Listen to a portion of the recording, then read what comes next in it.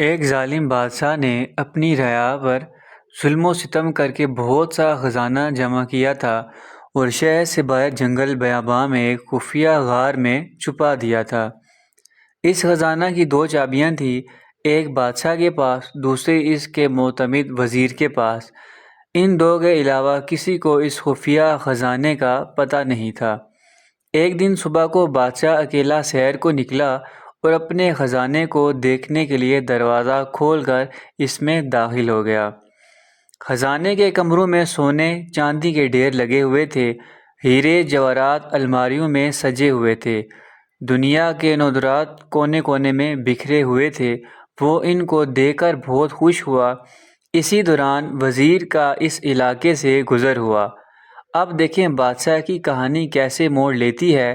اس نے خزانے کا دروازہ کھلا دیکھا تو حیران رہ گیا۔ اسے خیال ہوا کہ کل رات جب وہ خزانہ دیکھنے آیا تھا شاید اس وقت وہ دروازہ بند کرنا بھول گیا ہو۔ اس نے جلدی سے دروازہ بند کر کے باہر سے مقفل کر دیا۔ ادھر بادشاہ جب اپنی دل پسند خزانے کے معائنہ سے فارغ ہوا تو واپس دروازے پر آیا، لیکن یہ کیا، دروازہ تو باہر سے بند تھا۔ اس نے زور زور سے دروازہ پیٹنا چاہا اور چیخنا شروع کر دیا، لیکن افسوس اس کی آواز سننے والا وہاں کوئی نہ تھا۔ وہ لوٹ کر پھر اپنے خزانے کی طرف گیا اور ان سے دل بہلانے کی کوشش کی، لیکن بھوک اور پیاس کی شدت نے اسے تڑپانا شروع کیا۔ وہ پھر بھاگ کر دروازے کی طرف آیا، لیکن وہ بدستور بند تھا۔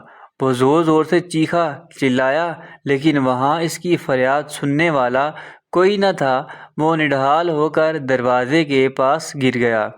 جب بھوک پیاس سے بری طرح تڑپنے لگا تو رینگتا ہوا ہیروں کی تجوری تک گیا۔ اس نے اسے کھول کر بڑے بڑے ہیرے دیکھے جن کی قیمت لاکھوں میں تھی۔ اس نے بڑے خوشامد انداز میں کہا، اے لاکھ پتی ہیرو، مجھے ایک وقت کا کھانا دے دو۔ ایسے لگا جیسے وہ زور زور سے کہکے لگا رہے ہوں۔ اس نے ان ہیروں کو دیوار پر دے مارا، پھر وہ گھسٹتا ہوا موتیوں کے پاس گیا اور ان سے بھیک مانگنے لگا، اے آبدار موتیوں، مجھے ایک گلاس پانی دے دو۔ لیکن موتیوں نے ایک بار پھر کہکا لگایا۔ بادشاہ کی کہانی میں زوردار سبق آگے دیکھیں اور کہا، اے دولت کے پجاری، کاش تو نے دولت کی حقیقت سمجھ لی ہوتی۔ تیری ساری عمر کی کمائی ہوئی دولت تجھے ایک وقت کا کھانا اور پانی نہیں دے سکتی تھی۔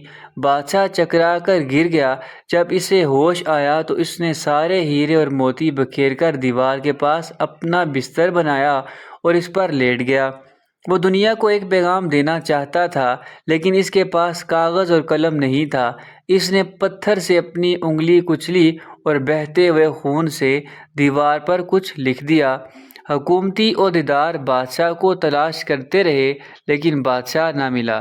جب کئی دن کی تلاش بے سود کے بعد وزیر خزانہ کا معائنہ کرنے آیا تو دیکھا بادشاہ ہیرے جواہرات کے بستر پر مرا پڑا ہے۔ سامنے کی دیوار پر خون سے لکھا ہے، یہ ساری دولت ایک گلاس پانی کے برابر بھی نہیں ہے۔ اللہ اکبر! بادشاہ کی کہانی سے کیا سیکھا کہ یہ دولت کی قیمت کیا ہے، اس سے سمجھ آ گیا اور یہ بھی معلوم ہو گیا کہ کبھی بھی صرف دولت کے پیچھے نہیں بھاگنا چاہیے، جیسا کہ بادشاہ کی کہانی سے معلوم ہوتا ہے۔